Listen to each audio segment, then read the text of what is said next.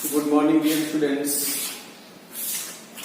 जैसा कि आप जानते हैं कि विद्यालय कोरोना महामारी की वजह से बंद चल रहे हैं और आप लोगों को ऑनलाइन टीचिंग के द्वारा ही पढ़ना पड़ेगा। आज हम लोग उसी क्रम में विज्ञान विषय पढ़ेंगे और विज्ञान विषय का जो पहला पाठ है हमारे आसपास के पदार्थ। बच्चों, पदार्थ या द्रव्य आप जानते हैं कि जो भी वस्तुएं होती हैं वह जो है किसी न किसी मटेरियल से बनी रहती हैं, किसी न किसी सामग्री से बनी होती हैं। तो कोई वस्तु जिन सामग्रियों से मिलकर बना है उन सामग्री को ही पदार्थ कहा जाता है। तो पदार्थ के बारे में कहा जाता है कि जो भी वस्तुएं, चाहे वो वस्तु सजीव हो या निर्जीव हो, बच्चों वस्तुओं के बारे में पढ़े हैं पिछली कक्षाओं में, तो जो भी वस्तुएं स्थान घेरती हैं यानी जगह एक्वायर करती हैं और जिसमें द्रव्यमान होता है, दो शब्द आया, इसकी दो विशेषताएं हैं, द्रव्यमान और स्थान घेरना।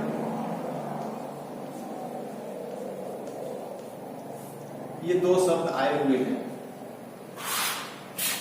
द्रव्यमान के मतलब होता है उसकी मात्रा।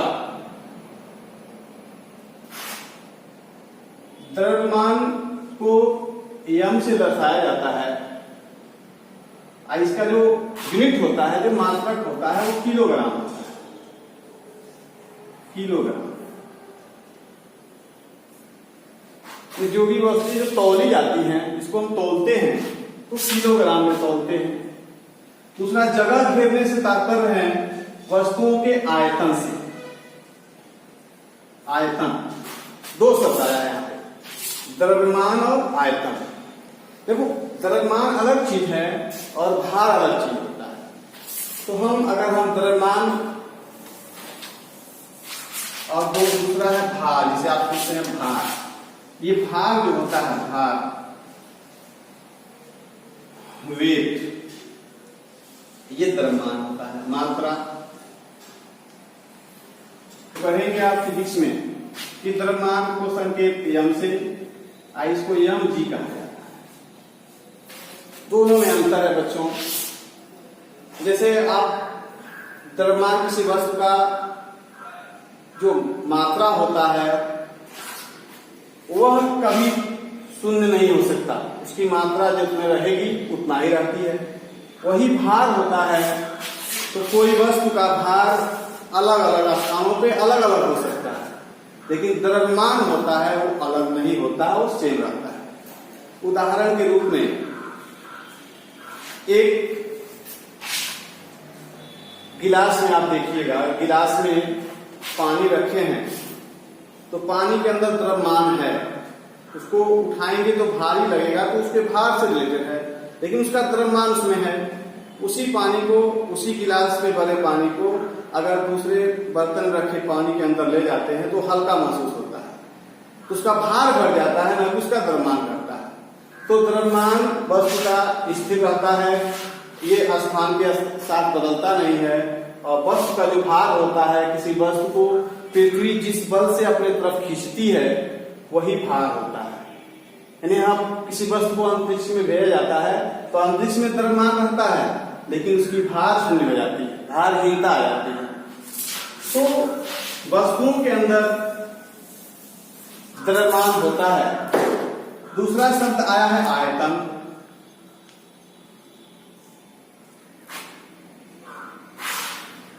जगह घेरना यानी स्थान घेरने से मतलब वस्तु का जो आयतन होता है, जैसे डस्टर है, आप ये डस्टर देख रहे हैं, इसका आयतन है, इसकी लंबाई है, चौड़ाई है, मोटाई है, तब इसके अंदर आयतन है तो ये जगह घेरेगा। तो आयतन को मोस्टली जो है यदि लंबाई, ये चौड़ाई और ऊंचाई तीनों को नापते हैं, उससे मिलकर के आयतन बनता है। वस्तु के आकार के ऊपर है तो इसका घन मीटर, यानी इसका मात्रक घन मीटर होता है। ये जगह घेरने से मतलब है। अगर द्रव है तो उसको हम लीटर में मापते हैं, तो लीटर में इसका आयतन है। तो दो टर्म इसमें आए हैं, द्रव्यमान और आयतन। तो पदार्थ की परिभाषा के रूप में सबसे छोटी परिभाषा जो लिखी जाती है वो ये होता है कि जिन वस्तुओं में द्रव्यमान होता है और जो स्थान घेरती हैं उन्हें पदार्थ कहा जाता है। बच्चों इसको नोट करके जाओ आप अपने कॉपी पे, क्योंकि नोट आपको खुद करके बनाना है। तो इसका जो पदार्थ की जो परिभाषा होती है इसको नोट कर लीजिए। पदार्थ या द्रव, इसको द्रव भी कहते हैं, मैटर।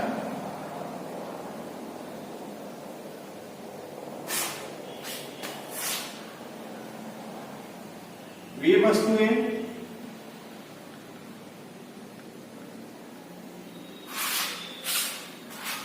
जिनमें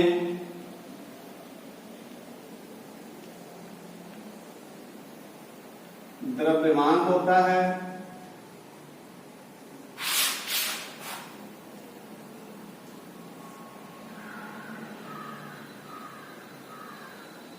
तथा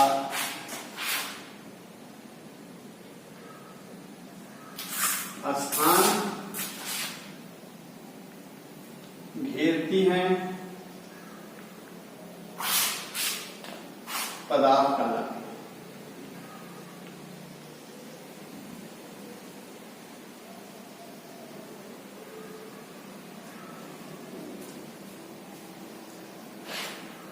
जैसे ये आप चाक देख रहे हैं, चाक ये भी पदार्थ है। आपको डस्टर दिखा है, वो भी पदार्थ है। आप पानी देखते हैं, पानी में भी द्रव्यमान होता है, पानी भी जगह घेरता है, वो पदार्थ है। कुर्सी है, जो भी इस तरह की वस्तुएं होती हैं जो द्रव्यमान होता है और स्थान घेरती है। हवा है, वायु है, बहुत से जो जिसको हम देखते हैं। एक चीज और है बच्चों, जैसे जिन वस्तुओं को हम अपने ज्ञान इंद्रियों के द्वारा अनुभव कर सकते हैं, यानी जिसको हम स्पर्श करके उसके बारे में ज्ञान कर सकते हैं, वो सब पदार्थ में आती है। यानी जिन वस्तुओं को आप स्पर्श कर सकते हैं, स्पर्श करके उसका अनुभव कर सकते हैं, तो वह सब पदार्थ होते हैं। जैसे जल है, त्वचा से छुएंगे, अनुभव हो रहा है तो पदार्थ है। हवा है, हवा चलती है, आपके शरीर में टच होती है, आपको एहसास होता है, तो भी पदार्थ में आ जाती है। लेकिन वही सनलाइट, रोशनी है, रोशनी का एहसास आपकी त्वचा से नहीं हो सकता है, तो हम प्रकाश को पदार्थ नहीं कर सकते। तो पदार्थ के मतलब जिनमें द्रव्यमान हो और जो स्थान घेरे वो पदार्थ कहलाती है। साथ साथ बच्चों इसको नोट करते जाइए आपको।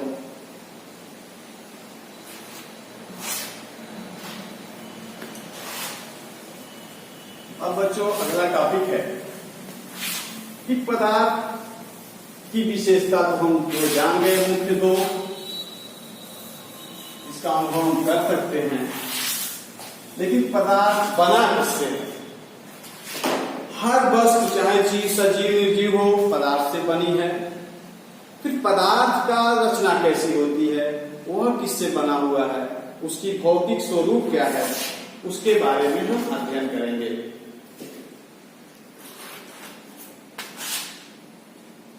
ये पदार्थ के कणों का भौतिक स्वरूप। देखो बच्चों,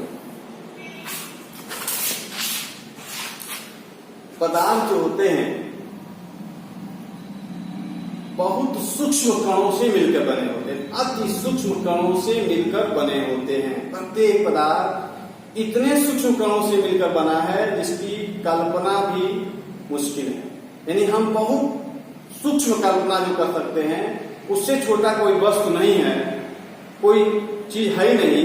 तो सबसे छोटा जिसकी कल्पना हम भी नहीं कर सकते हैं, वो जो है एक काल्पनिक चीज आपके लिए हो जाएगी। वही सबसे सूक्ष्म कणों से मिलकर बने होते हैं, छोटे छोटे कणों से मिलकर पदार्थ बने होते हैं। और ये कण इतने छोटे होते हैं कि जिनको हम सूक्ष्मदर्शी से भी नहीं देख सकते। बच्चों, आप सूक्ष्म जीव के बारे में पढ़े होंगे कि सूक्ष्म जीव जैसे जीवाणु, वायरस, जिसको हम सूक्ष्मदर्शी से देखते हैं, आंख से नहीं दिखाए, वो सूक्ष्म जीव है। लेकिन ये जो पदार्थ के जो कण होते हैं उससे भी छोटे होते हैं। तो पदार्थ के जो कण होते हैं वह किस तरह पदार्थों में लगे होते हैं, उसी के बारे में हम पढ़ेंगे कि जो भौतिक स्वरूप है, तो इसके अंदर ये होता है कि जो पदार्थ छोटे छोटे कणों से मिलकर बने होते हैं, ये उसकी विशेषता हो गई। पदार्थ छोटे छोटे कणों से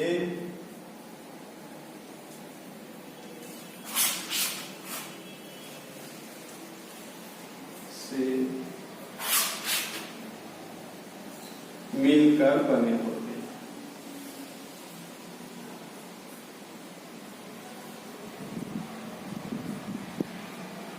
बहुत सूक्ष्म कण होते हैं ये जो पदार्थ हैं, छोटे छोटे कणों से मिलकर बने होते हैं। अब ये कण किस तरह लगे रहते हैं? यानी कण जैसे कंपैक्ट, एक समान रूप से कंपैक्ट से लकड़ी की तरह सजे रहते हैं, इस तरह लगे रहते हैं, सीधा प्लेन होते हैं। या पदार्थ के कण इस तरह बालू, रेत है तो रेत के कण एक दूसरे से इस तरह लगे उस तरह होते हैं, तो उसी को भौतिक स्वरूप कहा जाता है। तो बच्चों के पदार्थ के कण होते हैं, अध्ययन से ये पता चला है कि वह रेत जैसे बालू होता है, रेत के कणों की तरह लगे रहते हैं। पदार्थ के जो कण होते हैं रेत के कणों की तरह लगे होते हैं। जैसे मान लीजिए जल भी एक पदार्थ है और उसके अंदर हम नमक को डालें या चीनी को डालें, एक बीकर में लेकर के, इसके प्रयोग आगे पढ़ेंगे। इसमें हमने जल ले लिया, ये जल है। अगर इसमें चम्मच के द्वारा इसमें ये चीनी हम डालते हैं और इस पे एक निशान लगा लें, तो आप देखते हैं कि चीनी के जो कण होते हैं ये जल में आने के बाद इसमें घुल जाते हैं और ये थोड़ा भी ऊंचा इसका जल नहीं होता। इसका मतलब यह है कि पदार्थ के कणों के बीच जगह होते हैं जिनमें चीनी के कण घुल करके इसमें मिल जाते हैं, इसके आयतन को बढ़ाते नहीं है। यानी अनियमित तरीके से पदार्थ के कण रेत के कणों के समान होते हैं, उसी तरह वह व्यवस्थित होते हैं।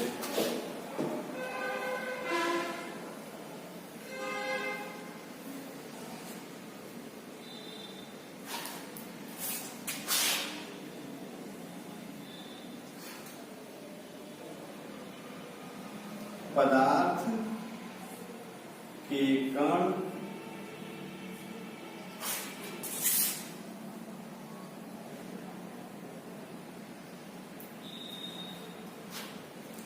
रेत के कणों के समान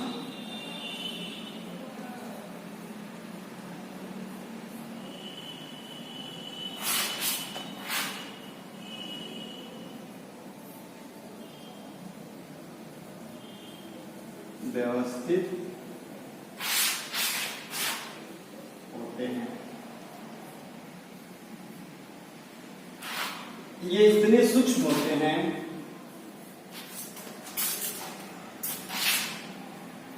ये इतने सूक्ष्म होते हैं कि इन्हें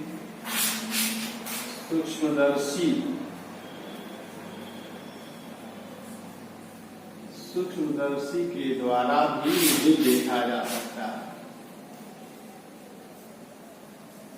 भी नहीं देखा जा सकता है, देखा जा सकता है, बहुत सूक्ष्म होते हैं।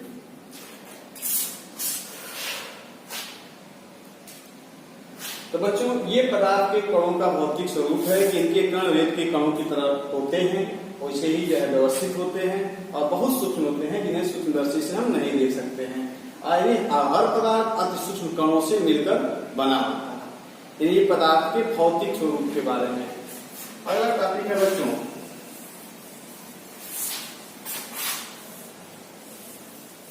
पदार्थ के जो कण होते हैं उनकी और क्या विशेषता होती है, ये जानना आप लोगों के लिए जरूरी है।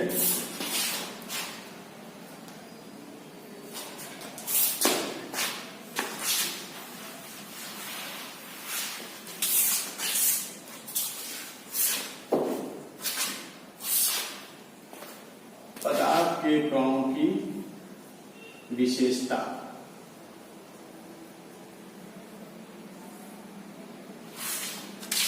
ये तीसरा टॉपिक आपका है, कैरेक्टरिस्टिक ऑफ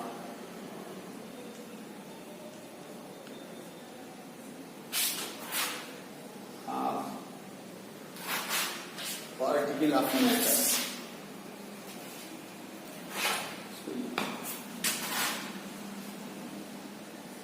पार्टिकल्स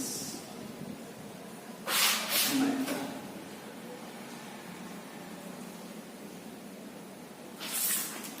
बच्चों, पदार्थ के कणों की विशेषता क्या होती है, इसके बारे में जानने के लिए जैसे एक पॉइंट है, आप अभी एक बताए हैं बीकर में कि अगर हम बीकर में एक बर्तन में पानी दे दें, ध्यान से सुनिएगा, पानी ये जल है और यहां इसका निशान लगा दिया, ठीक। फिर इसके अंदर हम 1 चम्मच चीनी या नमक डालते हैं, ये इसमें गिराते हैं, ये चीनी। अब आगे देखते हैं इसके बाद क्या होता है। इस प्रयोग का आप आसानी से घर पे कर भी सकते हैं। ये जहां निशान लगाए हैं उसके बाद इसका आप देखेंगे क्या इसके जो जल का लेवल है ये कुछ बढ़ रहा है कि नहीं बढ़ रहा है। ये जल का लेवल ये बढ़ा कि नहीं बढ़ा। आप देखेंगे कि जल और चीनी दोनों इसी में मिल गए, चीनी इसमें घुल गई और जल का लेवल जो है वही रहा, इससे बढ़ा नहीं।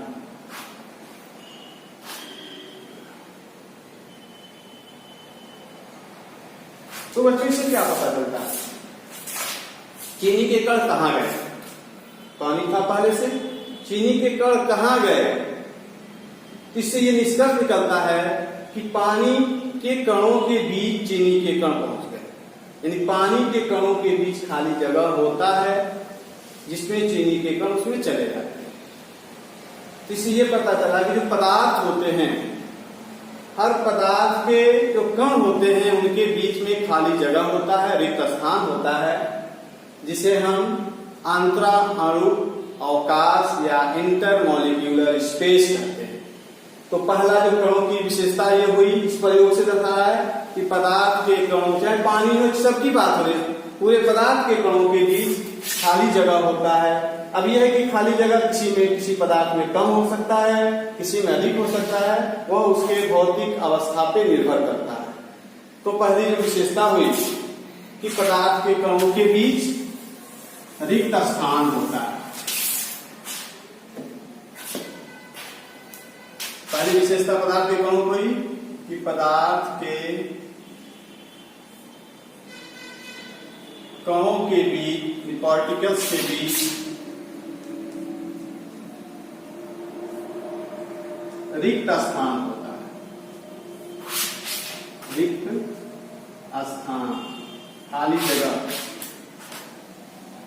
होता है। जिसे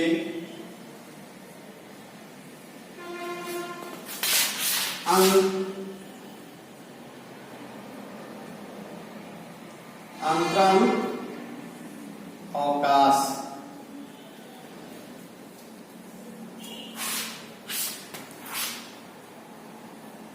इंटर मॉलिक्यूलर स्पेस का। इसको हम प्रैक्टिकली कैसे दर्शाएंगे वो आपको भी बताएं। दूसरा पॉइंट है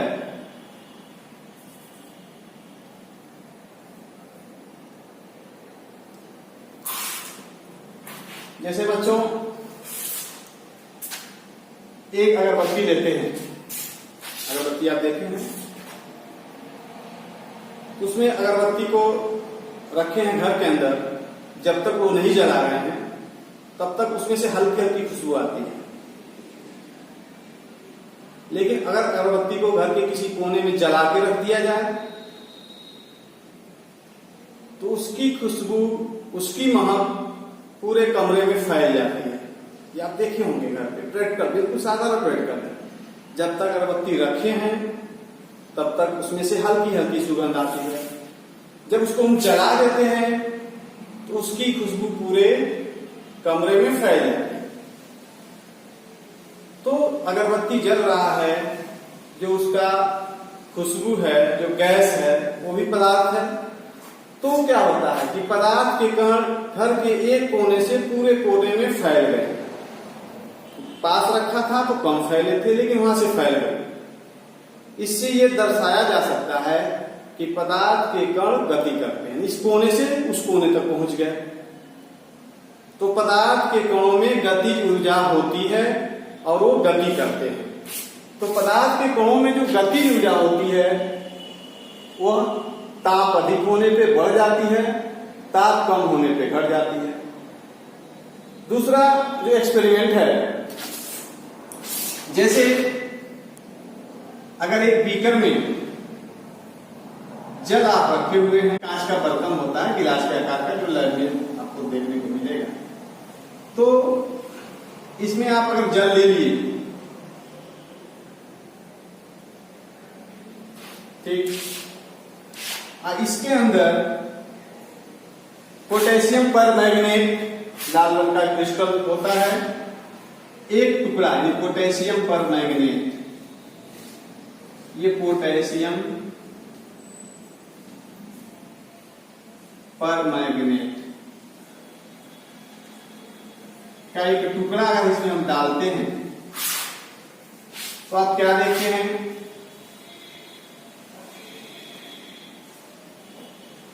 कि जल का लेवल बढ़ेगा ही नहीं। ये टुकड़ा यहां आएगा, जल है यहां गिर गया, ये लेवल तो वही रहेगा जो पहले प्रयोग में आप देख चुके हैं। ये जो पार्टिकल है पोटेशियम पर मैग्नेट का, तो कुछ समय के लिए रख दीजिए, तो आप क्या देखेंगे, ये पूरा पानी धीरे धीरे करके लाल रंग में बदल जाएगा। ये टुकड़ा यहां रखे थे और ये पानी अलग है, लेकिन ये धीरे धीरे लाल रंग में बदल जाएगा। ये दिखाता है कि ये जो पोटेशियम पर मैग्नेट जो पदार्थ है, इसके कण धीरे धीरे पानी के अन्य भागों में फैल जाते हैं। ये भी प्रयोग ये दिखाता है कि पदार्थ के कण गतिशील होते हैं। जिस तरह अगरबत्ती का जो धुआं है एक कोने से पूरे दूसरे कोने तक, चाहे कितना हो बड़ा तक, वो वहां तक चला गया, इसमें गति ऊर्जा है वो गति कर रहे हैं। ये भी प्रयोग यही दिखाता है कि पोटेशियम पर मैग्नेट हम बड़े बर्तन में पानी लेने के बाद एक टुकड़ा उसमें डालते हैं और उसका रंग धीरे धीरे 10 मिनट 20 मिनट आधे घंटे के बाद पूरा पानी जो है उसी कलर का हो जाता है। ये दिखाता है कि यह जो पार्टिकल्स हैं पोटेशियम परमैंगनेट के, ये पूरे गति करके पूरे पानी में फैल जाते हैं। तो ये एक्सपेरिमेंट से ये निष्कर्ष निकलता है कि पदार्थ के कण गतिशील होते हैं, यानी उसमें गतिज ऊर्जा होती है और गतिज ऊर्जा ताप बढ़ाने पर बढ़ती है। इसको भी नोट कर लीजिए आप लोग।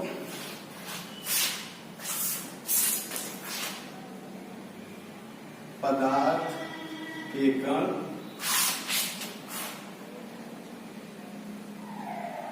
गतिशील होते हैं।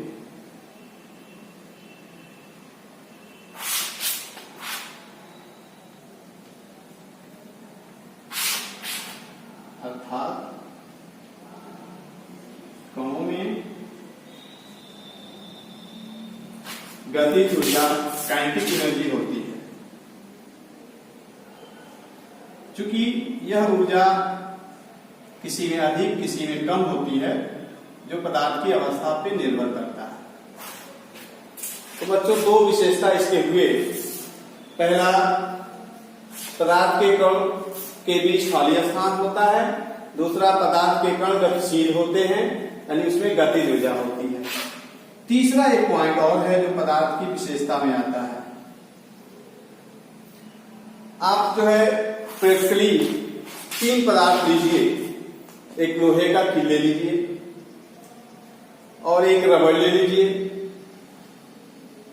और एक छोटा सा चाक लीजिए। आप ध्यान से देखिएगा, 3 पदार्थ यानी किल, लोहे की किल,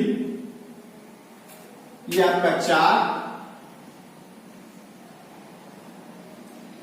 ये चाक है, एक रबड़।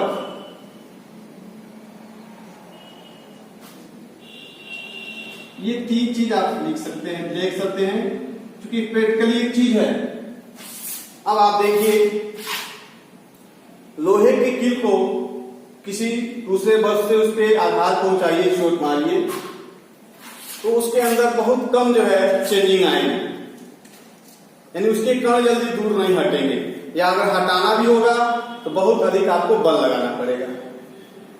और एक चाक है जिसको हल्का सा बल लगाएंगे तो उसके पार्टिकल अलग अलग हो जाए। देखिए हाथ में कितने पार्टिकल लगे, सिर्फ रगड़ने से पार्टिकल अलग हो रहा है, लेकिन लगे थे तो पहले इसमें।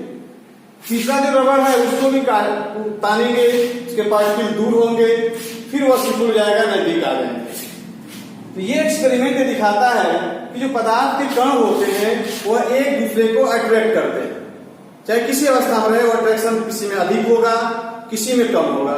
तो जिन पदार्थ के कणों को हम आसानी से अलग कर लेते हैं उसमें अट्रैक्शन कम होता है, और जिसमें हम आसानी से अलग नहीं कर पाते, अधिक बल लगाना पड़ता है, अट्रैक्शन उसमें ज्यादा होता है। तो ये प्रयोग इस तरह दिखाता है कि पदार्थ के कणों के बीच अट्रैक्टिव फोर्स लगता है, आकर्षण बल लगता है, यानी पदार्थ के कण एक दूसरे को आकर्षित करते हैं। इस आकर्षण बल को सहसंयोजन बल कहा जाता है, कोहेसिव फोर्स करते हैं।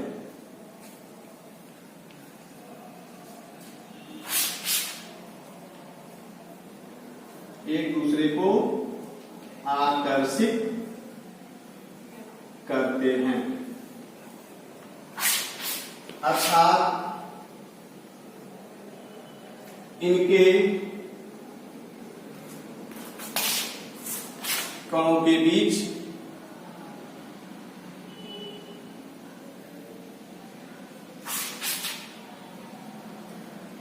अंतराणुक आकर्षण बल। बच्चों, ये जो टर्म है साइंस के, इसको जानते रहो।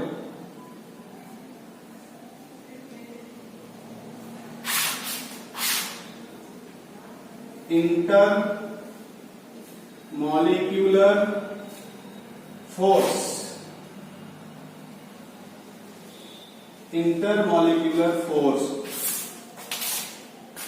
होता है। किसी में ये फोर्स कम होता है, किसी में अधिक होता है। प्रैक्टिकली आप कैसे प्रूव करेंगे, प्रैक्टिकली बता दिए। दूसरा प्रैक्टिकल आप अक्सर रोज आपके जीवन मर्रा में अक्सर आप देखते हैं, जहां ध्यान रख लेगा आपके। देखो बच्चों, आप देखिए टोटी से पानी गिर रहा है, घर पे आपके टैप होंगे, वाटर टैप, तो वहां उंगली लगाइए, ध्यान से जहां पानी गिर रहा है वहां अपनी उंगली लगाइए। आप क्या देखेंगे, जहां उंगली लगाएंगे कि पानी 2 धार में वही बट जाएगा। फिर जब पानी नीचे आता है फिर एक में सट जाता है, यानी कहीं ना कहीं उनके कणों के बीच खिंचाव है, तभी आके अलग होने के बाद भी सट गया। यह भी दिखाता है कि कण एक दूसरे को आकर्षित करते हैं।